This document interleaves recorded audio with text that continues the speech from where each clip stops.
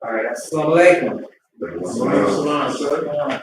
Okay, at this time, I ask each and every one of you stand in position of prayer.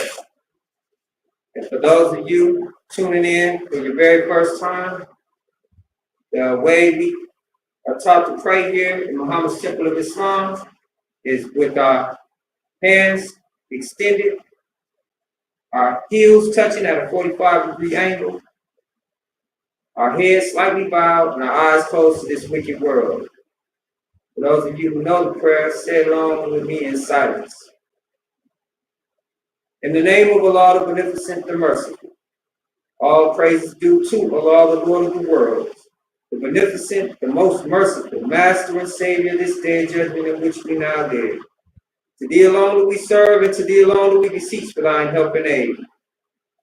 O Allah, guide us along the right path, the path of those upon whom Thou hast bestowed favor, and not on the path of those upon whom Thy wrath is brought down, nor of those who have gone astray after they have heard Thy teaching. Amen. You may be seated. In the name of Allah, the Beneficent and Merciful, the one God, the true and living God, who came to us in the person of Master Prophet Muhammad, and in the name of his messenger, the Honorable Elijah Muhammad, I greet each and every one of you in our greeting words of peace and paradise. Assalamu alaikum.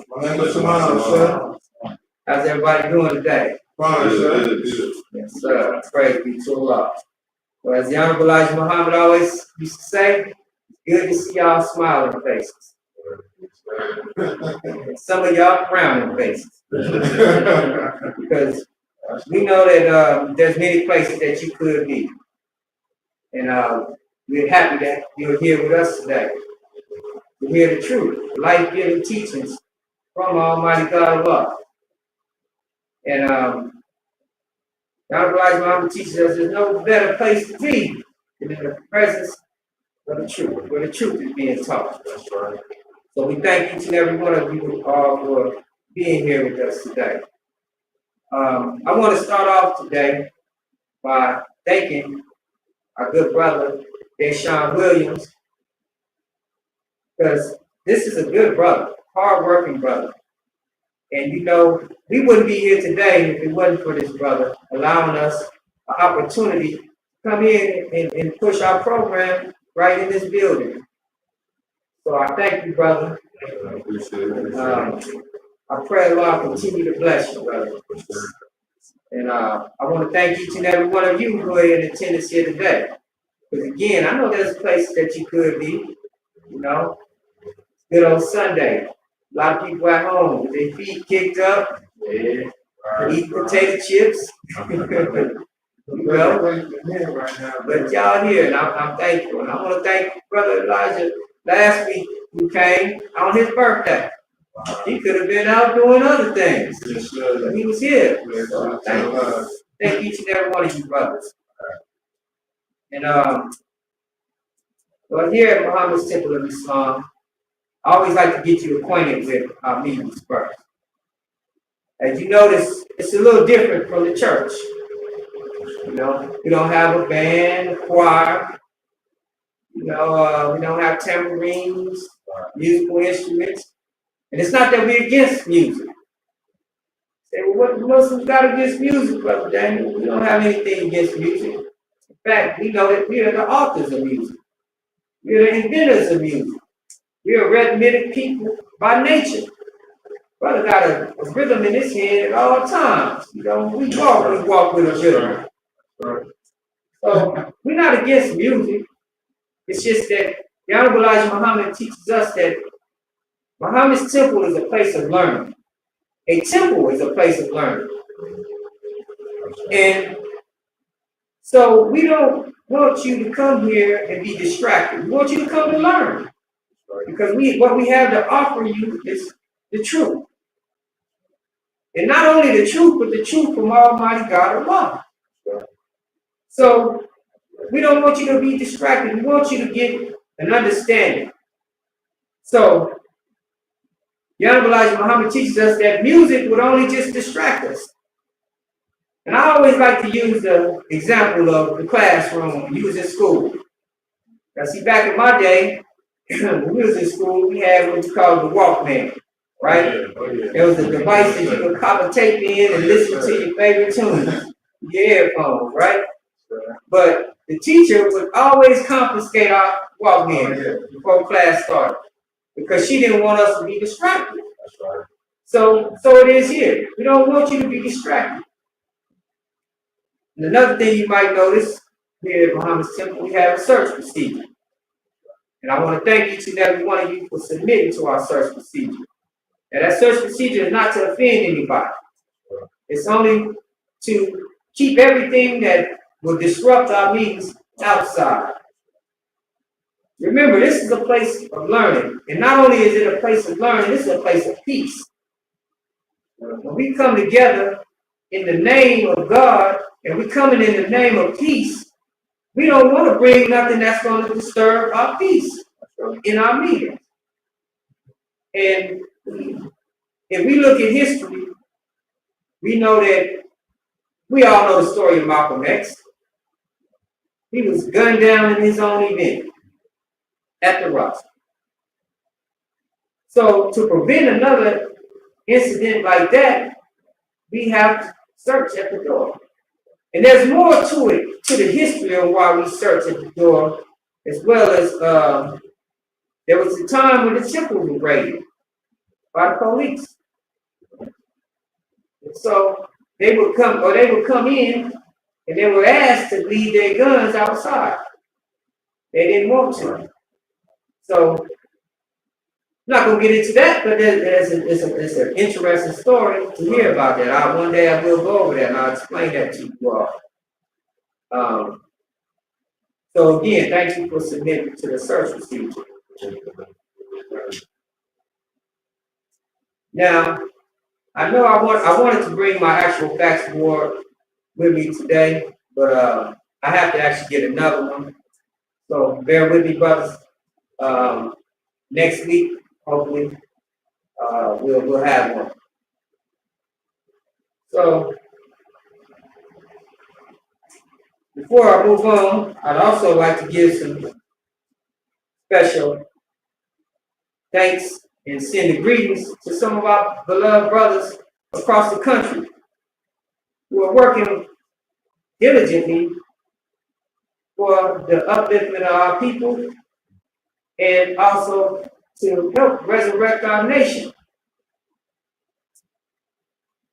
Here at Muhammad's Temple 32, we are in unity with brothers across the country. And we have come together under the banner of Islam. And we also have a subtitle, which is Muhammad's Temple United. Now this is not to change the name of the Nation of Islam. We are still the members of the Lost Foundation of Islam. However, Muhammad's Temple United is just subtitle we go under because we're coming together in unity. Right now, the nation is kind of divided, or it is divided.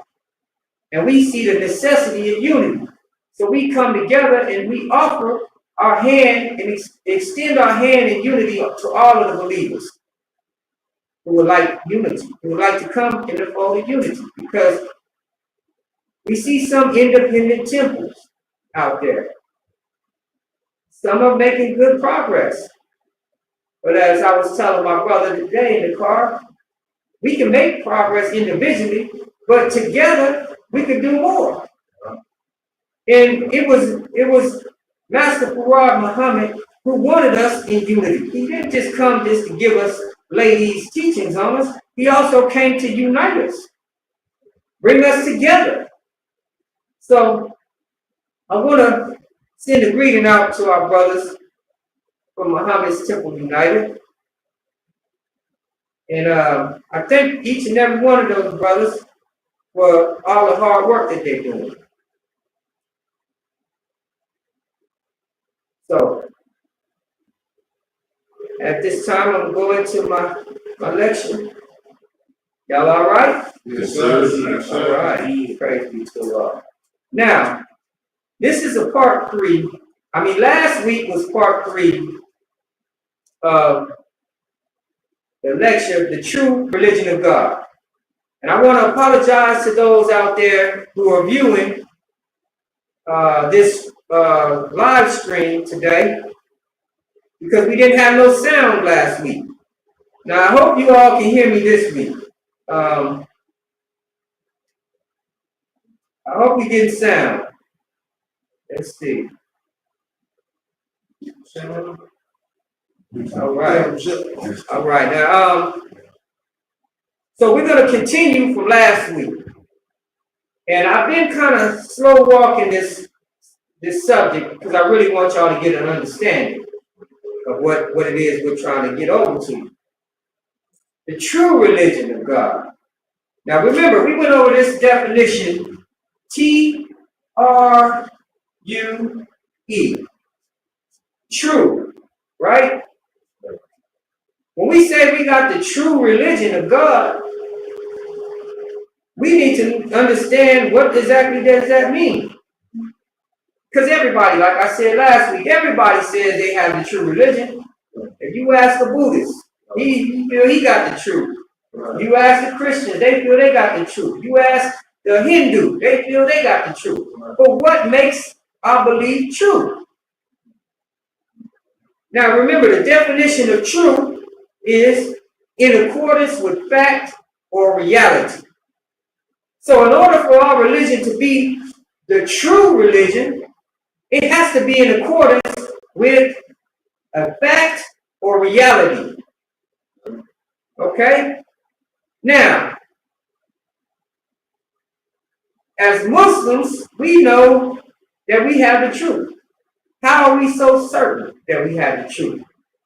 Because our core belief is based on a fact. And it's based on reality. We don't just teach you about God, we teach the reality of God. In Muhammad's Temple of Islam, you're going to learn not only what God is, but who God is. You're not only going to learn what the devil is, but who the devil is. And you're also going to learn the knowledge of yourself. Who are we? And where do we fit into this equation? So, true. In accordance with fact or reality.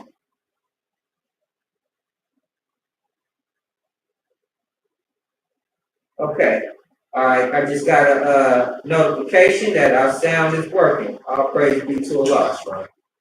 Thank you, good brother Secretary Rashid Shabazz of San Antonio, Texas, for laying that message for us. Okay. Now, the truth. It says, another definition of true is accurate or exact. accurate or exact. So when we're talking about the true religion, we have to put our religion in the light of truth. Is it accurate, and is it exact?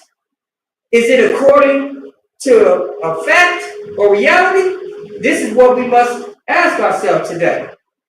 And it's important, brothers, because knowing what you believe in is something that it can do harm, or it can also be a good thing for you. I always say this: belief can be dangerous. Belief can be dangerous because if you believing in the wrong thing, it can cost you your life. Yeah. Like I always use that mountain, the cliff on the mountain example. If you believe you can fly, and you climb up that mountain and you jump off, that's it. It's dangerous. So our belief gotta be questioned.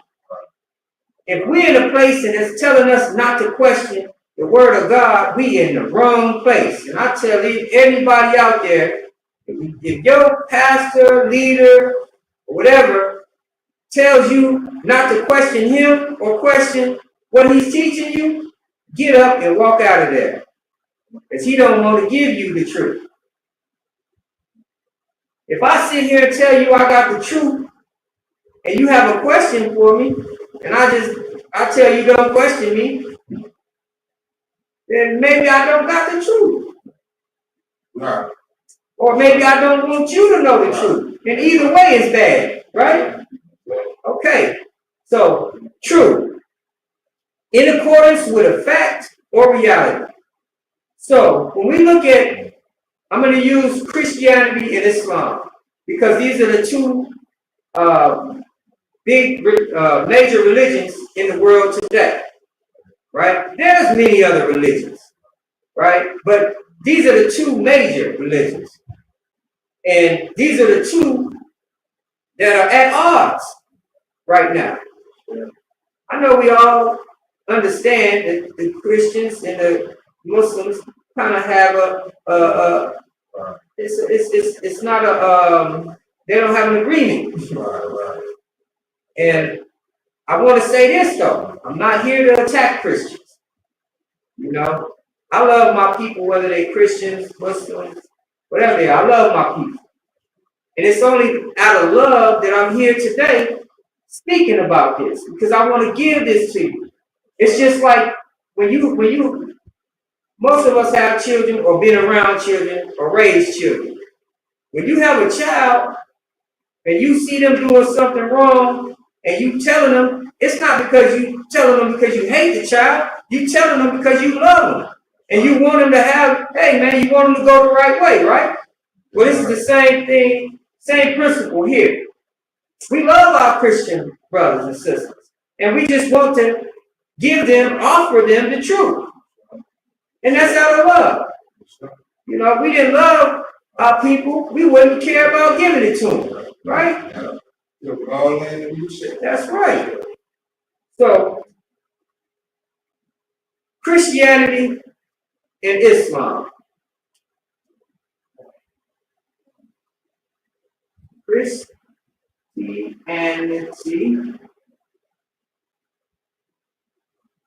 and Islam.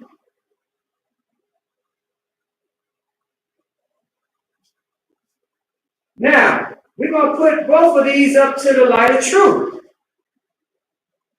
Because today's time, we need to understand which direction we need to go in. At this time, see, we have to understand time.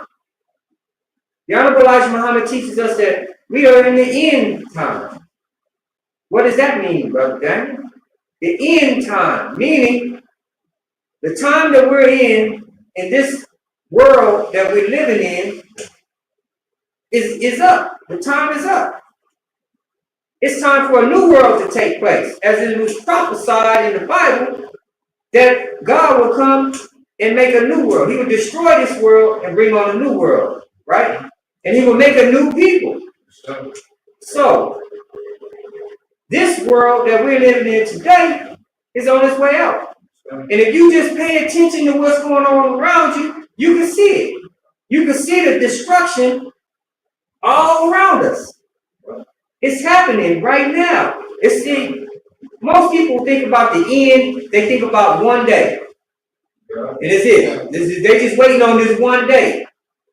Those are the people that's going to get caught up in the end. Because they don't realize they're in it right now. It's just like when you put something in the oven, right? It's cooking. You don't just put it in the oven and it's cooked. It takes time. It's cooking. By the time you know it, it's done. But it's a process, right? The ending is a process. It's a process. It's just like at the end of a movie, right? You watch a movie and you get toward the end. The end is not necessarily where the credits, it is where the credits come up, but it's also a scene. There's scenes that lead up to the end. Like you could pick 4 scenes before the credits and say that's the end of the movie, right? You say, hey man, did you see that part at the end of the movie when such and such did such and such? That wasn't where the credits was at, but it was part of the end of the movie, right? Because it's a process. We're living in a time where it's a process to the end. And the Honorable Elijah Muhammad teaches us that there are signs leading us. Leading us where? Leading some of us right in the fire and some of us out. What does a sign do? A sign tells you, hey, it may say, if you see a stop sign, what does it say? It's telling you to stop. Or if you see detour, it's telling you, hey, detour, because you can't go this way. There's something going on up here, right? That's what signs do. And we have signs all around us. The Honorable Elijah Muhammad pointed out a lot of signs for us to look at, to guide us. That we know, okay, don't go that way. Stay away from that way. Go this way. This is what signs do. See, so we have to understand the time that we're living in and the signs that's around us.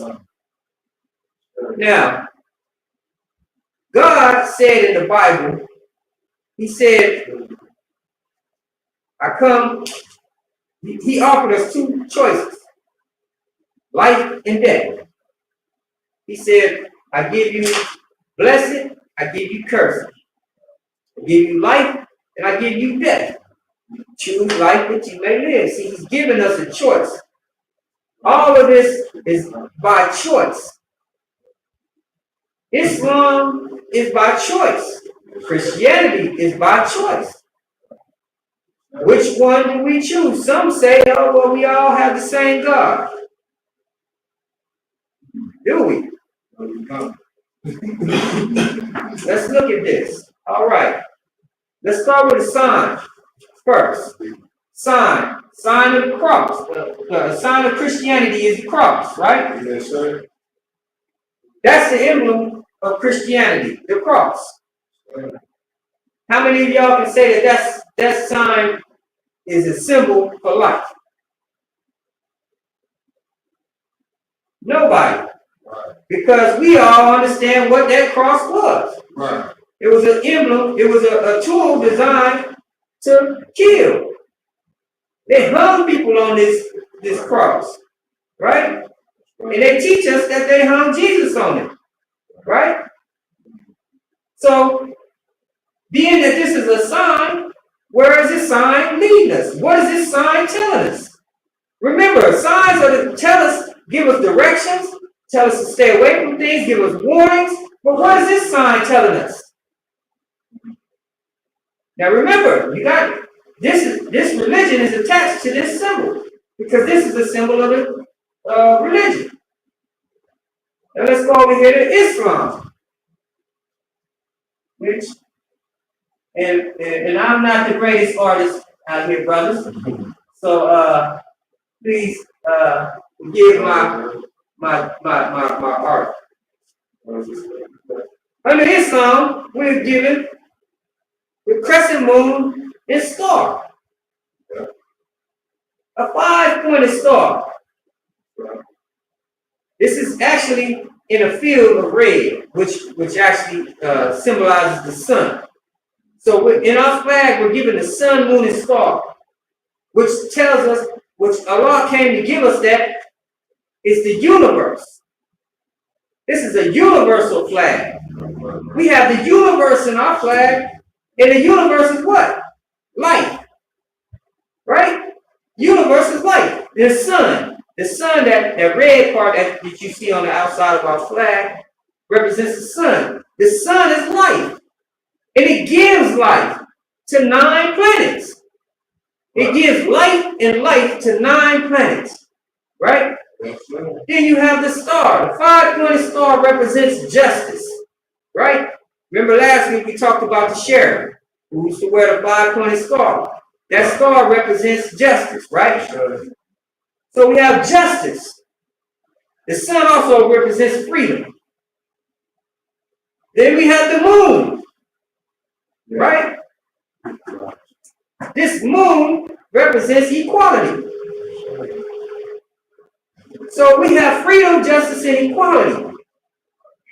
This is what this emblem represents for us. So when we look at the 2 signs, which direction would you want to go in? Right. Which one would you choose? Many of us are stuck here. We're stuck choosing this and hanging on to this. Why? This is not really doing anything for us. It has not done nothing for us. And if we study the history of this, we'll know how do we get this? How do we get this religion? And how do we get this as a symbol? Many of us hang this on our walls, tattoo it on us. And I used to have a tattoo of a cross before I knew any better. I had a tattoo on my arm with the cross. Because I thought that this was a righteous symbol. I thought this was the symbol of God. And in fact, many of us hang on to this. This is actually the symbol of death. Remember, God offering us life and death. Why are we choosing death? If you look at these things hanging all over the place on the wall, sometimes you see Jesus' body, or who they say is Jesus' body, on the cross, right? His body just hanging there. Some of them got pictures with the blood hanging down his face and his arms. But that's when I was young, I thought that was the most horrifying. I was scared when I walk in that church and I see that. I'm like, ooh, that scared me as a child. It was just a horrifying image to me. Now, we have freedom, justice, and equality. Many of us reject this. Some say, oh, well, the Muslims, they made slaves out of the African people. I have to correct those brothers who believe that. It wasn't Islam that enslaved any man. It wasn't Muslims that enslaved any man. It was the Arabs, yes. You could say the Arab slave trade, but to put Islam on it is a contradiction. You can't have freedom, justice, and equality and then enslave somebody. That's a contradiction. So I just want that to be clear, because a lot of people get that misunderstood. They say, well, the Arabs, the Muslims. No, the Muslims did not enslave anyone. Freedom, justice, and equality. Now, let's get back over here to this cross. Now, when you see that cross, this tells us, remember, this is a sign of death. And anytime you see this cross, you know that something is dead. When you see this anything underneath this cross is dead.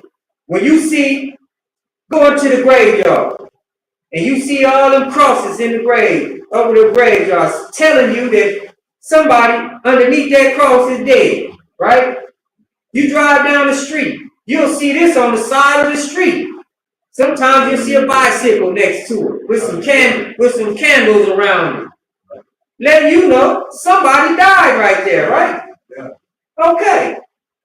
Then you used to see this on ambulances back in the days. They used to have this on the ambulance. Letting you know that somebody getting carried in there is either dead or on their way to dying. They used to be on top of hospitals. And sometimes you could go around and you can see them on top of hospitals today. Letting you know that there's people in there dying or dead. Then you got it on top of the church, on the steeple of the church, letting you know that the people in there is dead. And I'm not talking about physically dead, I'm talking about mentally dead. They are mentally dead to the knowledge of self because they don't know who they are. They don't know who God is. And they don't know who the devil is. And the Honorable Elijah Muhammad teaches us that we have suffered a mental death here in America. The Bible teaches us about the dead rising. Right. Under this religion, we were taught that means people that's in the grave gonna come out one day and rise and meet with the family members that they long lost family members, right? That's what we was taught. Under this religion. Right? But in reality, that's not going to happen.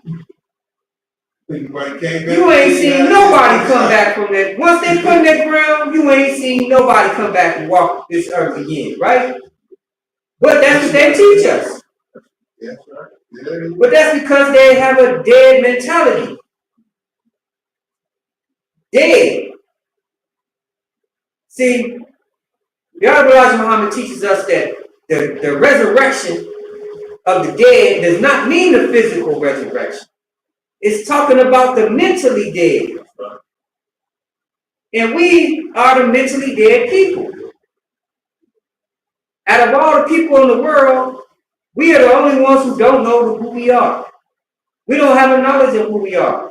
This is why today you see us searching. We trying to find, we picking up everything. We just calling ourselves anything today. We want to be this. We want to be that. Just because we read a book or we looked at a YouTube video, now we this. Oh, we want to follow this. Honorable Elijah Muhammad teaches us that we are easily led in the wrong direction and hard to lead in the right. And we've been dead. Dead to the knowledge of self. And this was due to the white man, when he brought us into slavery, he made us deaf, dumb, and blind. You got to think about it. Hundreds of years of children being born. Now, it's just like the story of the animal in the cage, in the zoo. The animal born in the cage, he don't know he in the cage. He born in it. He don't know he in the cage. Just like many of us, when we were born on that plantation, we didn't know we were slaves. We were just born on the plantation. We thought this is how life goes. And we weren't taught anything else. The white man took our religion, our names, our culture, everything from us and never gave it back. Even after he freed us. He didn't say, okay, y'all free niggas. Oh, but wait, before you go, here go your name, you go, here where you come from, here's this. He didn't give us none of that back. He just said, here you go, you're free. Right. That's right.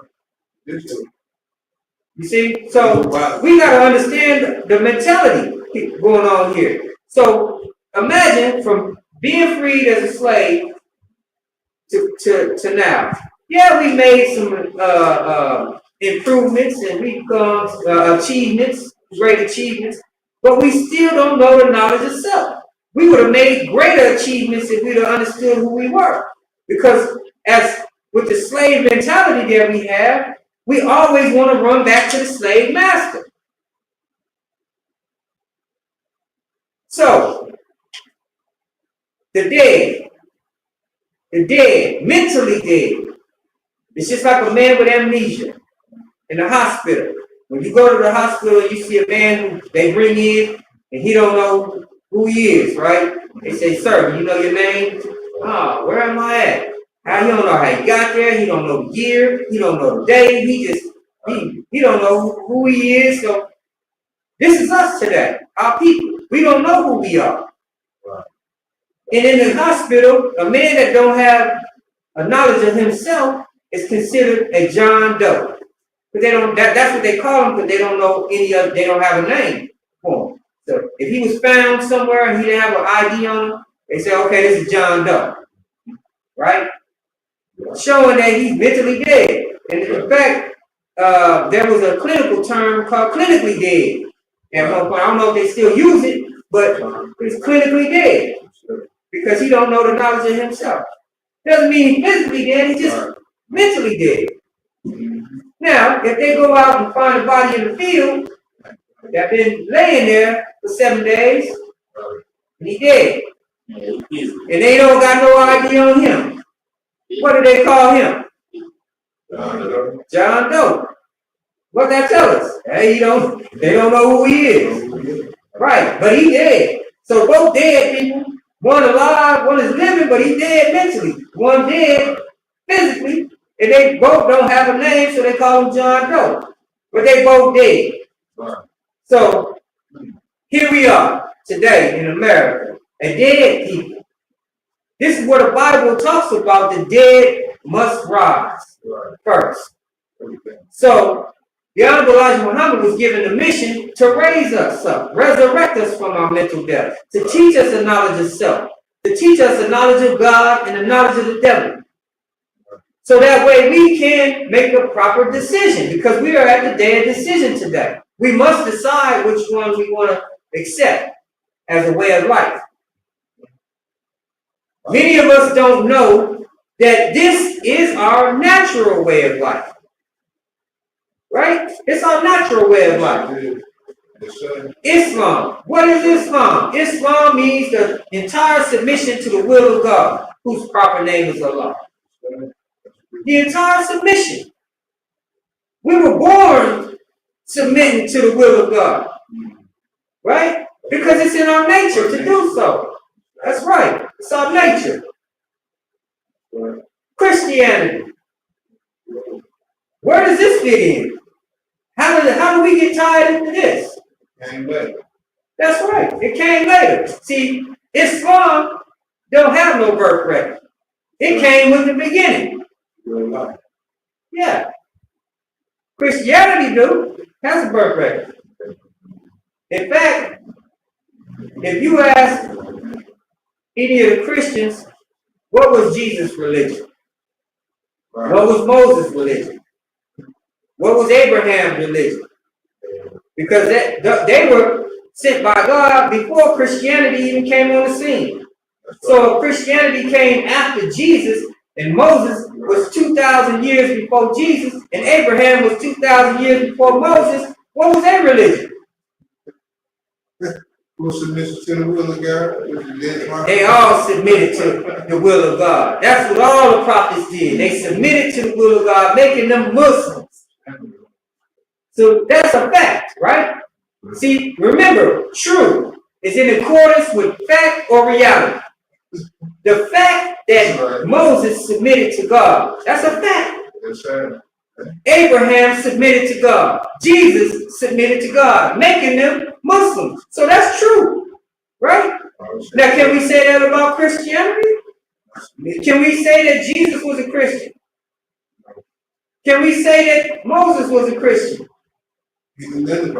They knew nothing about Christianity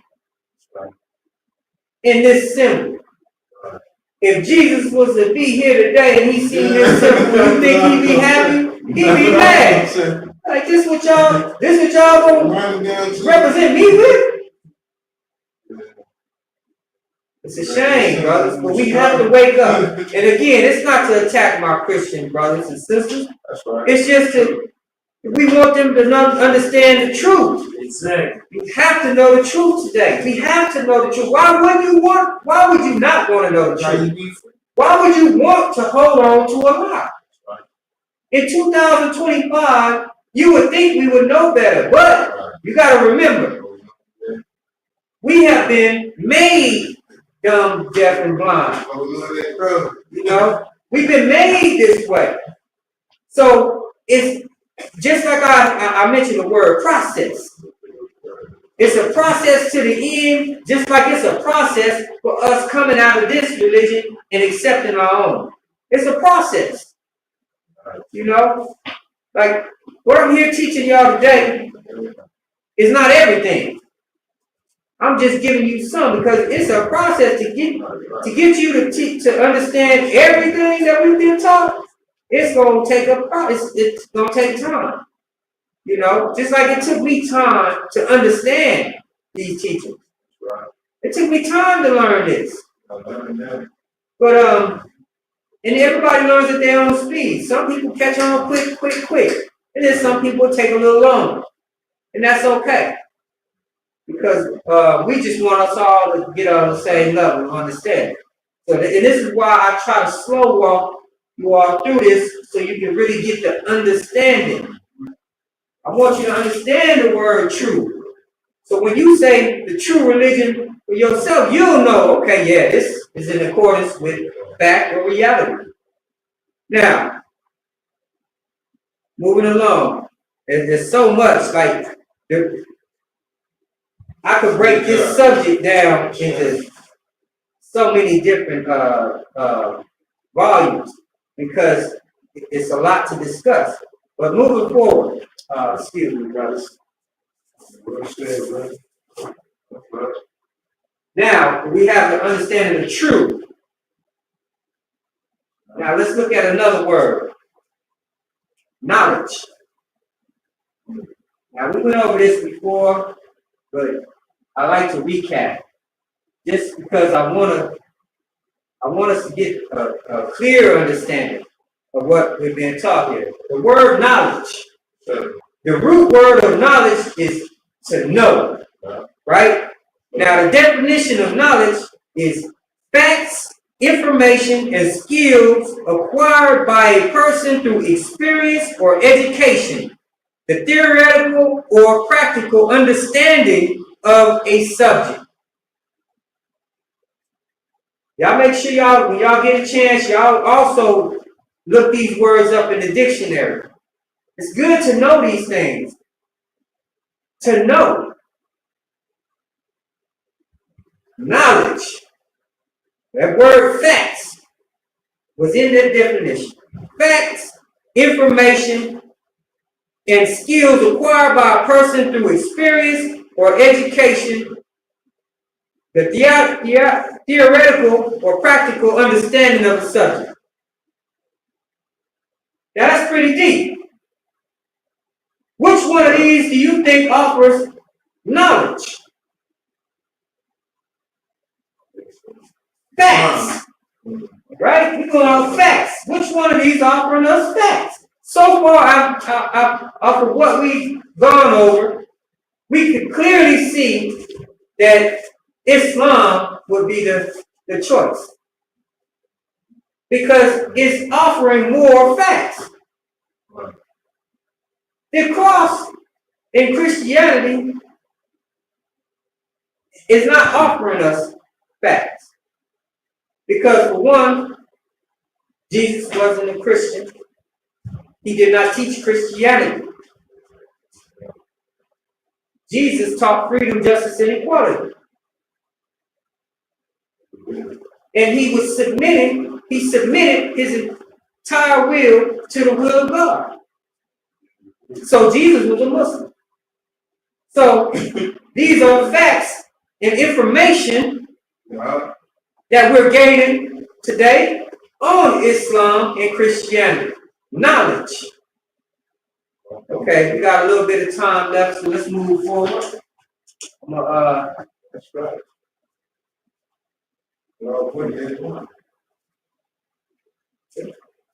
Now, I know we used this word last week. It's reality.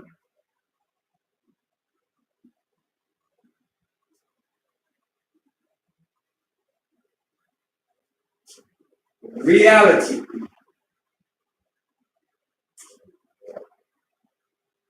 The world or the state of things as they actually exist as opposed to an idealistic or notional ideal of them. That's what reality is. A world or the things as they exist. That's reality. So, when we look at Christianity and when we look at Islam, what is the reality of the two? One is offering us freedom, justice, and equality, while the other one is offering us death. And while we're speaking on death, let me note something for you. Remember, God came to offer us life, and He came to offer us death. Right? Now, when we say that this is the religion of death, let's go back to the word true. When we say that this is the religion of death, is that in accordance with the fact? Absolutely, we can prove it. How is this a religion of death? Okay, for one, they got the emblem of death. For two, the whole religious concept revolves around the death of a prophet, Jesus. That's the whole premise of Christianity. It's the death of Jesus. So this is the religion of death. It's not about the life of Jesus, it's about the death of Jesus. That's why they got the symbol right here. The death of Jesus. That's why you see the man hanging on the cross. See, they don't understand that this has been a mockery made. When they first came up with the name Christian, they were mocking those who follow Jesus. They said, "Oh, they go them Christians." It was a term of mockery.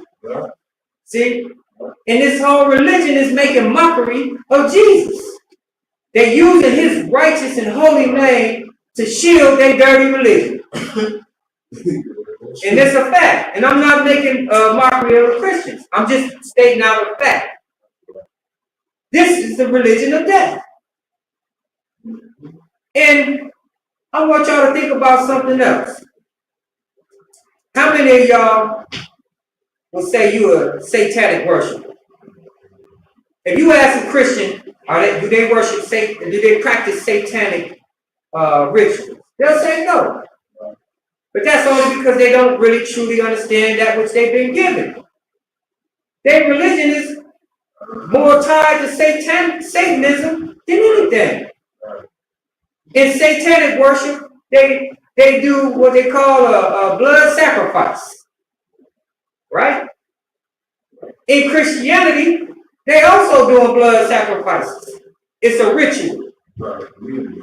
Call it communion. There you go, brother. Yes, sir. Communion. Right? That's where they take the blood of Jesus and the flesh of Jesus. And they eating the flesh of Jesus and drinking His blood. Now, what is that to you? What in the world are we doing? That is, yes, sir, that is cult-like. And we got to question ourselves, why are we doing this? Why are we eating the flesh of Jesus and drinking His blood? What does this have to do with being holy and righteous? But then they'll talk about the satanic worship, but they doing the same thing. You see? See, we gotta understand it. And then they do a ritual every year on Easter where they do the plays, where they dress up with Jesus, carry the cross, and that's just a ritual. That's all it is. It's a ritual, and they don't understand what they're doing. And then they tie in the Easter bunny. Where he come from? You know, and that's because we didn't know any better. We've been taught that by the white man. He gave us his religion, his way of life. What other way of life do you think we was going to take coming out of slavery?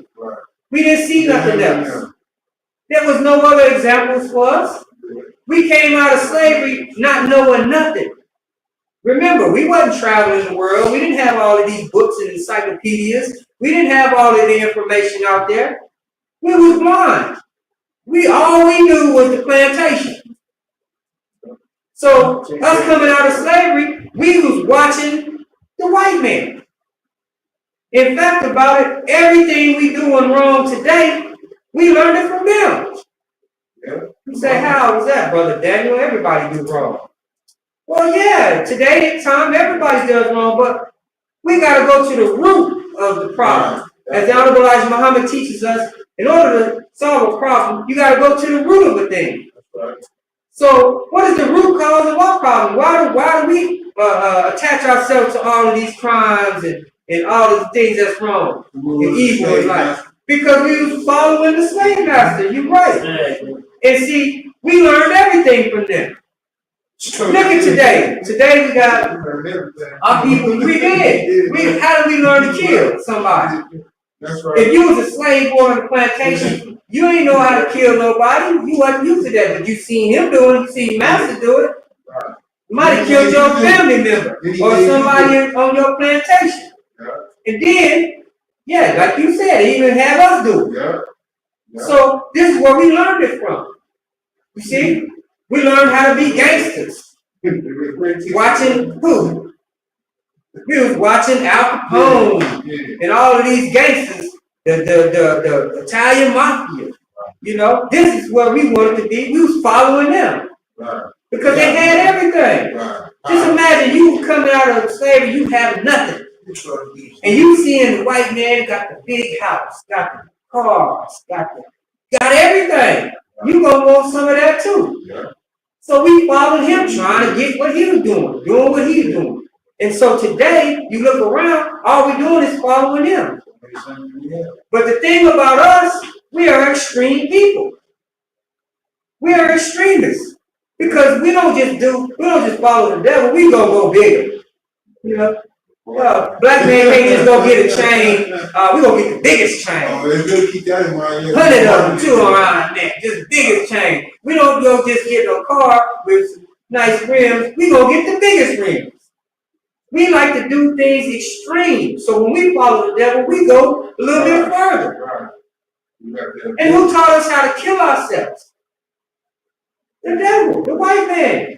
He taught us that. He taught us to hate ourselves. They used to divide us up on the plantation. They'd take the light skins, put them in the house. I got one question. Hold on 1 second. Hold your question for we about to open up the question and answer period. Just 1 second, brother. Yes, sir. And so they would divide us up, separate us, and tell one person, "Oh man, don't you mess with them Negroes out there in the field. Them niggas no good." You know, and then make him feel special. The other one looking at him and with hate in his eyes because he in the house, he in the shade, you out there in the sun. And then he telling you what to do, right? Oh, come on, nigga, move faster. He chilling, but you doing all the work. But anyway, it causes us to hate one another. We learned it from them. So, the Honorable Elijah Muhammad teaches us that we have to be re-educated. And we have to be re-taught into the knowledge of self and how to love one another. The word black and I'm proud was coined by the Honorable Elijah Muhammad. He taught us to love black again. The white man tell us the black is bad. The black cats is bad. Black is bad. No, black is beautiful. Everything come from black. Everything. The universe was black at one time. And all of this color that we see today came out of what? Blackness. When you look at them trees out there with all them pretty colors, where they come from? Blackness. They got to put that seed in the ground, right? You got to go through the dark first. Then it come up into the light and be as beautiful as can be, right? So black is beautiful. Love black. Love yourself, brothers and sisters. I want y'all to know that Allah came for you. He came to teach you of yourself. Master Farad Muhammad wanted us to know who we are and to be proud of who we are.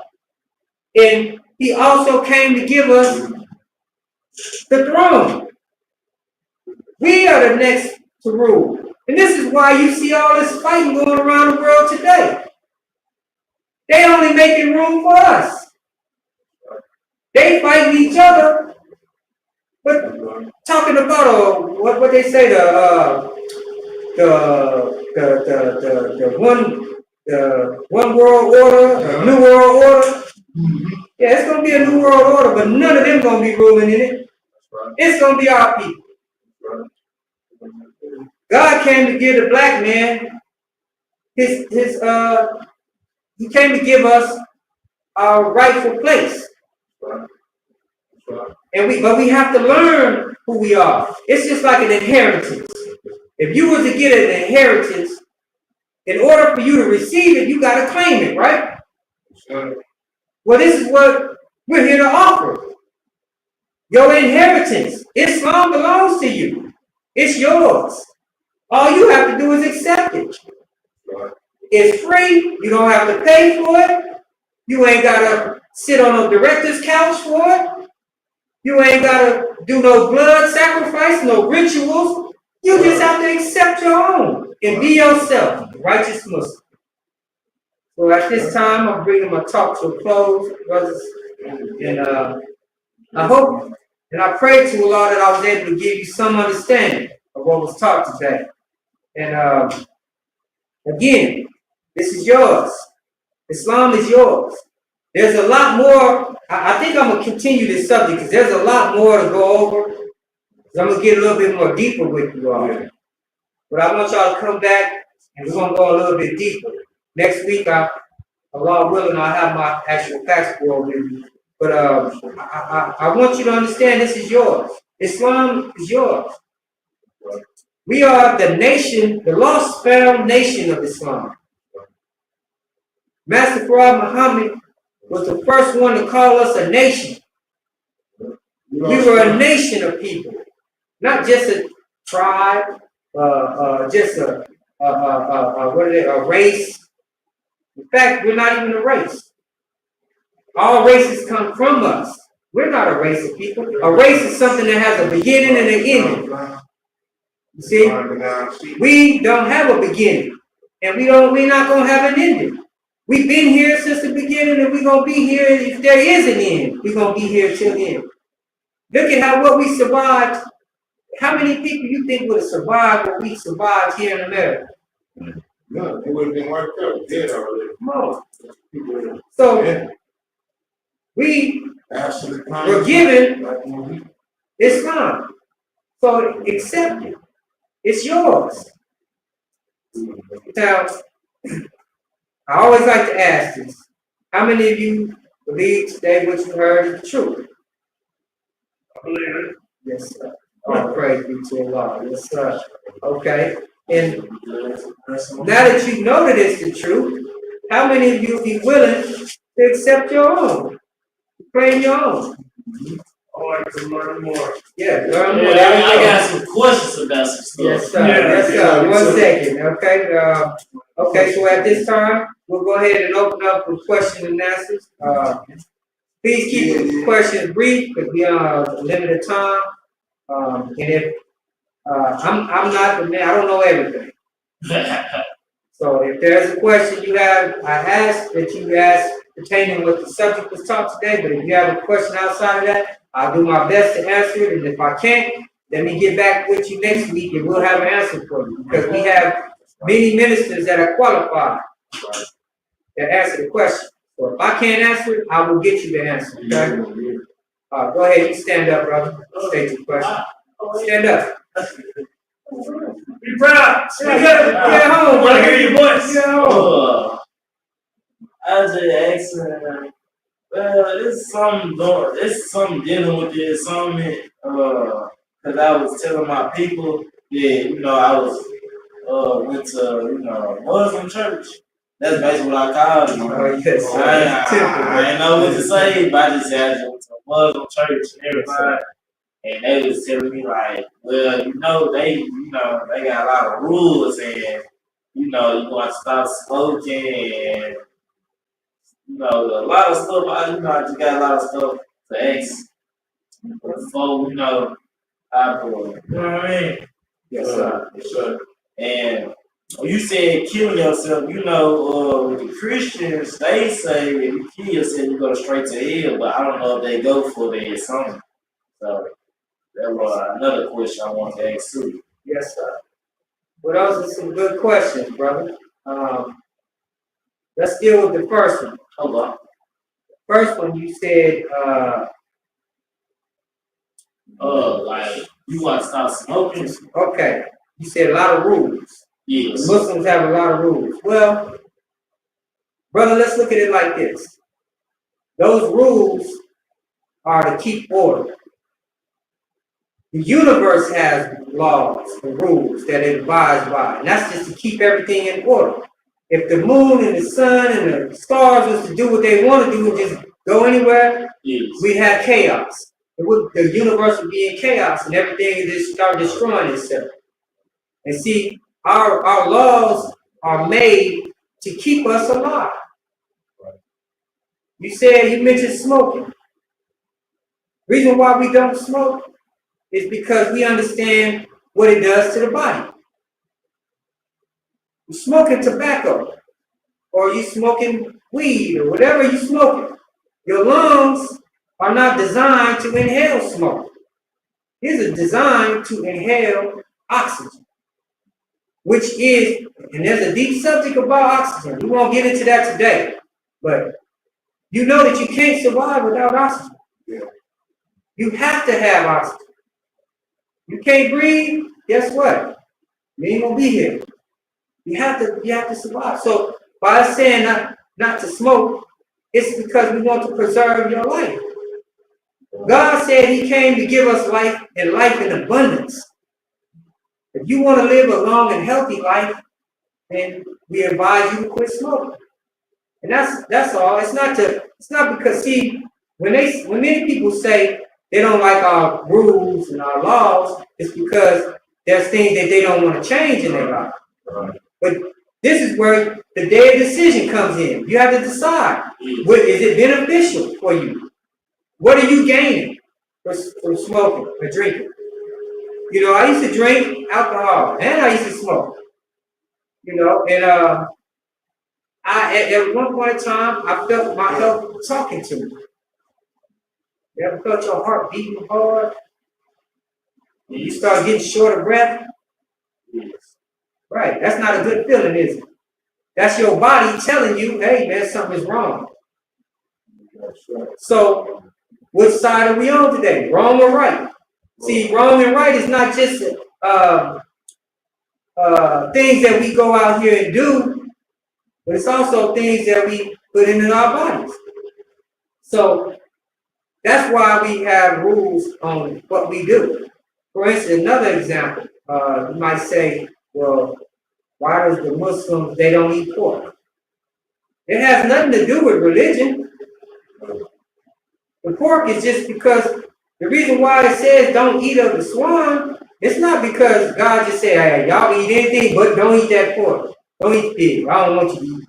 No, it's because it was not made to be eaten. The same reason why our lungs was not made to inhale smoke. So the pig, the Honorable Elijah Muhammad was the one that introduced us to the truth about the pig. Here we go with that word truth. He didn't just tell us, oh, brothers, don't eat the pig. He told us why. Because the pig is 99.9% poison. And it was made from the cat, the rat, and the dog. It's a genetically modified animal. See? And it was made for medicine, for the white man. Yeah. The pig has not been here since the beginning of time. It's a young animal. But it's not made for us to eat. This is why the pig, if you notice anything about a pig, do some research on the pig. The pig does not have sweat glands. Right. You know what sweat does for you? It helps your body rid itself from toxins, right? When you're sweating out a lot of the toxins. Yes, So the pig doesn't sweat, so all the toxins is still inside the pig. And in fact, his skin does the opposite. It absorbs This is why back in the days, the old days, when people used to get black eyes and stuff like that, they'll put a piece of pig on it. And it absorbs, because through that flesh, it absorbs. So, the Honorable Elijah Muhammad teaches us to stay away from that pig because it's poison. And in that pig, there's a worm, the trick worm. You heard about that? This worm is a worm that can withstand heat. So many people think, oh, well, I'm cooking it. It's going to kill the germs. No. This worm balls up into a shell. And the back of its layer on its back, it gets hard. Sometimes if you eat pork and you bite on something and it's kind of hard, that's that worm. Feel like it's bone, but it's not a bone. That's just that worm balled up. And then when it gets inside your body, what it does is when it comes up, it goes up your spine. Sometimes they attach themselves in your intestines. And they get up to your brain. Once they get to your brain, it's over. Because they will infest your body. And if you go look up pork worms, people getting operation with pork worms, getting them pulled out of their body, man, that's some disgusting stuff. But that comes from the pig. The pig is filthy. It's a filthy animal. Out of all the animals, it'll eat anything. If you fall in that slop, it'll eat you. It'll eat anything. Whatever's in that slop, it's gonna eat it. Pig is filthy. And the pig don't know when to stop eating. He's greedy. He's greedy. He'll just eat. If you keep putting food out there, he'll keep eating. And eating. He don't know when to stop. So this is a filthy animal. It was not made for us to eat. It's just like a lot of things that come from nature are not made to eat. For instance, you go out there on that tree, there's some bark. Would you eat it? Nope. It come from nature though. It grew out the ground. It's natural. But that don't mean, we all know that that's not something we're supposed to eat, right? We don't even have to be told, don't eat no bark. We know we're not going to go out there and carve some bark off a tree and eat it. Well, now we have to understand about the pig. And about, these are why we have these laws. It's to help us, not to hurt us. It's not that all the Muslims don't want us to have fun. No, we want you to live. Having fun ain't always the right thing to do. You know? Some people have fun playing, running across the highway. That's fun in there. That's exciting. But is it a good thing to do? No, because one day you'll get hit. So fun does not always equate right. Just because it's fun, you ask a crackhead about smoking crack. You know crack is bad, but in his mind, he think it's good, but it's bad, right? So same thing with the pork. Tastes good, but it kills you. Man, brother, you had another question about death. And then you said about suicide. Yeah, suicide. I know how the Christians they'll say, you know, if you kill yourself, you go straight to hell, but I ain't know they is some something. Well, let me tell you this: you kill yourself, you're going somewhere. I don't know about hell. As the Honorable Elijah Muhammad teaches us, he got to use that word true again in reality. Hell and heaven. Where in the Bible do it teach us that hell is underground? Where does it teach us that heaven is a place in the sky? Where did we get that idea? Because in reality, the Honorable Elijah Muhammad teaches us that hell and heaven is a condition. It's not necessarily a place. Some places can be hell or heaven, but it's a condition of life. If you suffering, you going through hell. If you in a state of joy, you in heaven. That's heaven and hell. It's not. It's not necessarily you going to hell. But if you kill yourself, you just exit yourself out of life. And there's nothing more beautiful to a man or a woman than life. We here to live. Now, what we do with our lives is on us. You see? And this is why we're given choices. These choices lead us in the directions that we get ourselves into. Sometimes the things that we go through are choices that we made in life. So you might find yourself in a situation, but it was based off a decision you made. Right? And then sometimes it's just circumstance. Sometimes things happen, you know? But either way, heaven and hell is a state of mind. It's a condition. So, was I able to ask you a question, brother? Yeah, I like the answer. I'll praise you to Allah. Anybody else have a question? I got one, only because it's a question that I question myself with the Israelites, with the Christians, with the indigenous people, and with the Spaniards, and who we have war with right now. They're supposed to be Muslims, are believing Islam. How does that tie together? Is everyone different, or is everyone still under Islam because of the belief of God? Are you talking about, when you say everyone, let me As far as their own religious, how they say, this is my religion. I am Israelite. I am Christian. I am a Muslim. I am indigenous. By those titles, they all fall under Islam nations rules. Are they just like, well, that's who you are and this is who we are? Does it divide? Right. Well, there is a divide. And this goes according to time. We all have to understand the time that we're living in. This is the time, this is the end. And this is the time of decision, the day of decision. We must decide which way we're going to go. Now, this is the point, the reason why we're having these meetings today is because we want to offer this to all of our people so they can make a choice. So they can choose, okay, do I want to be Israelite? Do I want to be a Christian? Or do I want to be a Muslim? And we base our decision, if we're wise, we'll base our decision off of which one is true. Which one fits the definition of truth. That's why I love the Quran. Because I already read all the Bibles. I'm looking at talk to the Israelites. My mom and them was Christian and Baptist, and my wife and my grandmother and them was indigenous. So I'm looking at how everyone has something that I'm listening to. And I hear you. And I see what you're teaching me. And it's different. It's different from everything I've learned. So I'm kind of like, you guys are lied to. You know, I want to run the world. Everybody's just a lie. It's a lie. Please listen to Muhammad.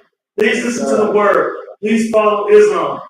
Because of all the lies. So it's like mind blowing, you know? And I'm 43 years old. And I got kids and grandkids. So it's like, now I do have a chance to show them, teach them, and give them the knowledge. But that's also why I actually, you get me a Quran, and I visit the temple with you, and I love our companionship and our friendship.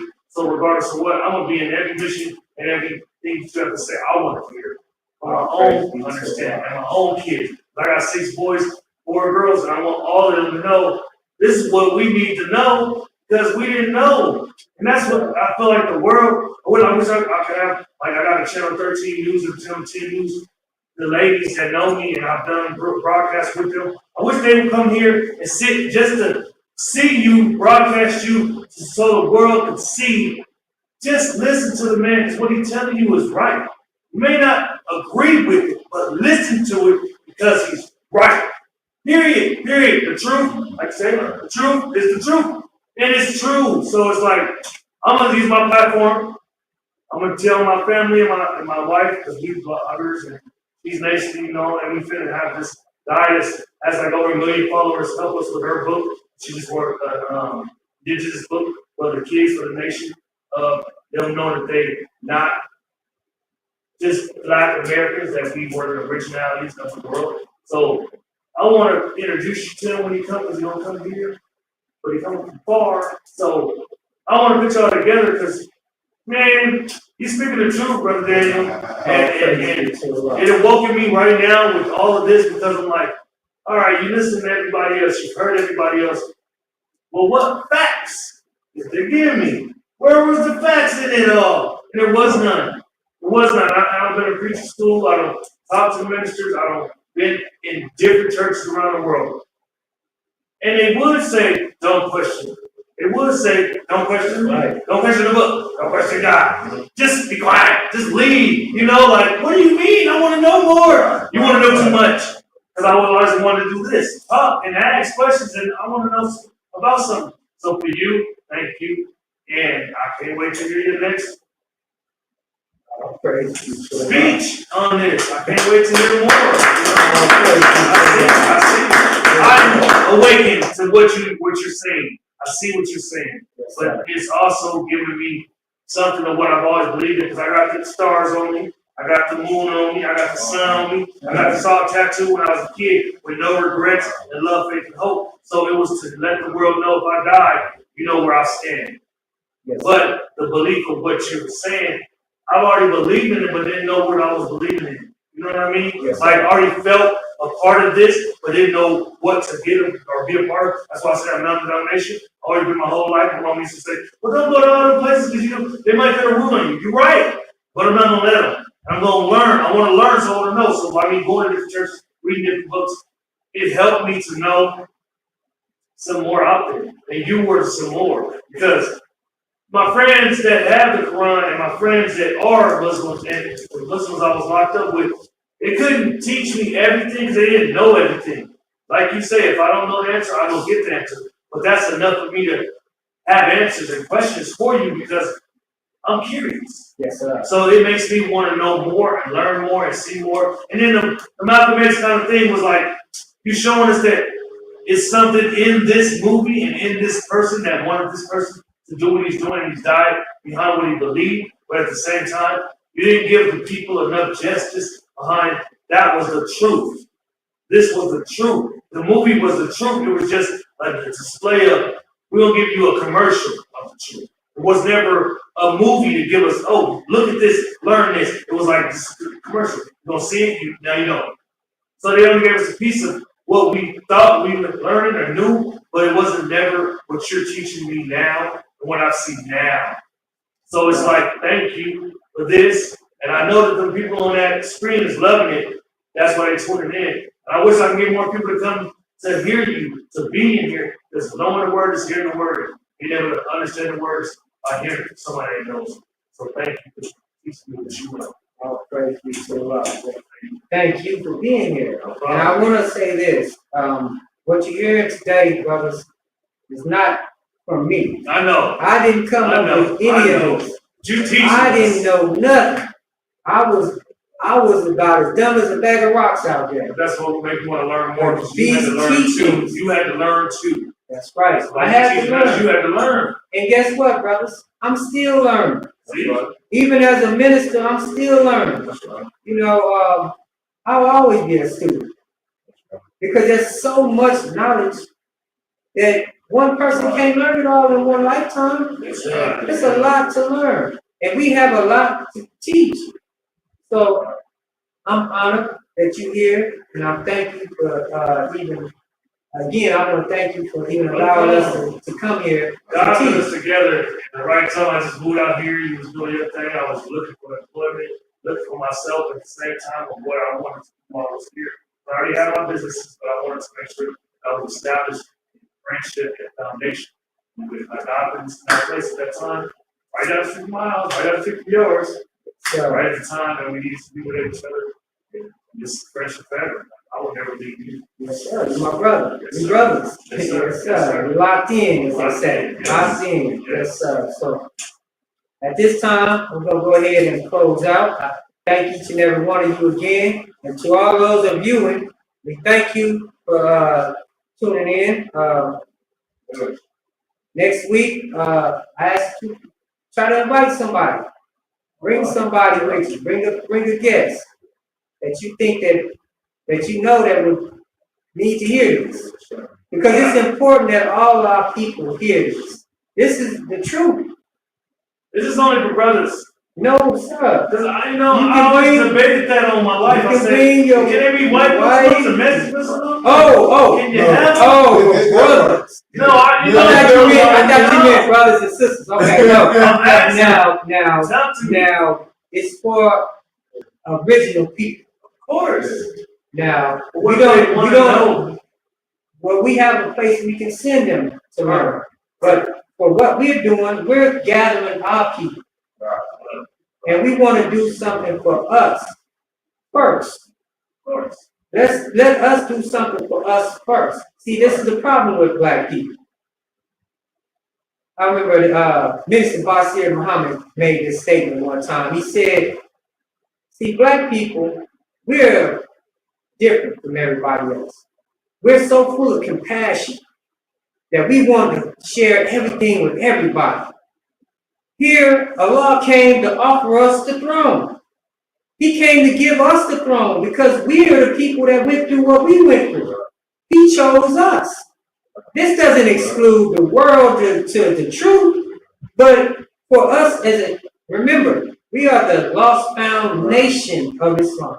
We're a nation of people. So this is for our nation. So Allah came to offer us the throne. Give us the throne to sit us back on the throne. And we want to offer it to everybody before we even got a chance to sit on it. We haven't even got a chance to sit on the throne, but we want to give it to everybody else. But that's just because we are compassionate people. You know, we are the original people. We're the ones that everybody comes from.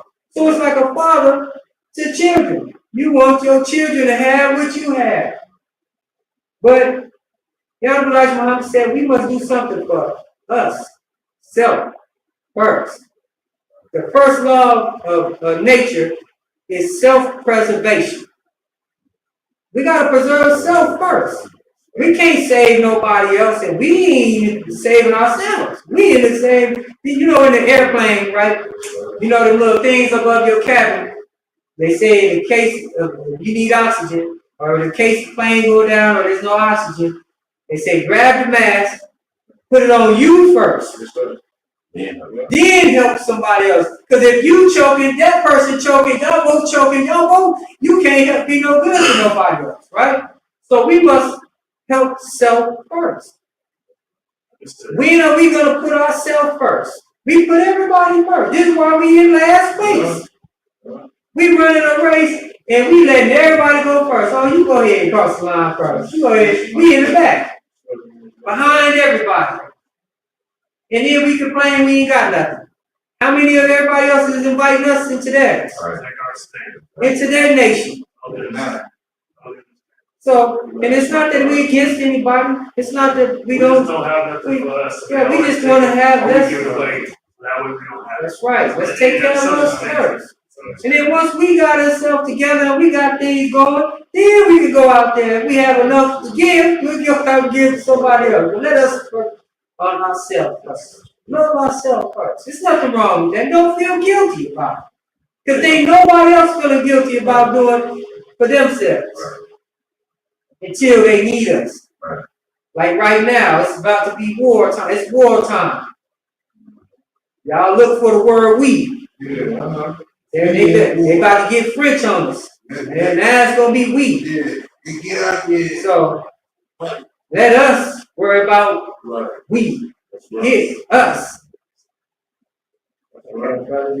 Totally fine. I want to say This time, understand. this time, make it quick, brother. Make it quick, because we got to close out. It's something about the heaven and hell, right? The reality of heaven and hell. It is a state of mind, state of being. Imagine this. Because what I like to do, real quick, I like to get different angles, right? Open the eyes more, right? Is to say, if heaven was a place, right? Like this is a place. If we ever required the knowledge and technology to be able to go far, what sense would it make? Because everybody would be in heaven. Yeah, we can just go to a place and we're there. No matter how we did, it don't make sense to it. All right, now if heaven is coming, if heaven is a place and it's coming, right? You say kingdom come. So is it a place that is coming to us, or is it a place where when we die, then we go? It don't make sense. It's a state of being. It's a state of being. Like I That's said, right. true for facts. That's why I said, you Yeah, gotta go off reality. Let's Let me say this one last thing, then we're gonna close out, brothers. When it comes to heaven and hell, if heaven was a place that you go to after you die, Right. why ain't nobody in a rush to get there? You put a gun in a man's face and say, man, you ready to go to heaven? Yeah. Yeah. He gonna fight to live. Because it's your nature to live. You were born to live. So that death after heaven, see, that's what they told the slave. They told the slave, okay, yeah, you be a good nigga here while you living, and when you die, you gonna go to heaven. But the same man told the slave about that heaven up there, he was living in heaven right here. Yeah. You see? Yeah. While the slave was living in hell. Didn't even know it. And he was waiting, one day I'm gonna go to that real place in the sky. So he lived his whole life pleasing the master. The master lived his whole life in heaven. Because he know that master knew there wasn't no heaven up there. Yeah. If that slave would have took that shotgun from him and said, all right, master, you going to heaven. Guess what master would have been on? Hold on now, wait a minute. He would have been trying to live on this heaven here. So it's best that we get heaven here while we live. In fact, about Master Prophet Muhammad came and told us, he said, get heaven while you live. Yes, sir. All praise be to the Lord. Okay, brothers. All right, brothers. Can everybody please stand in position of prayer?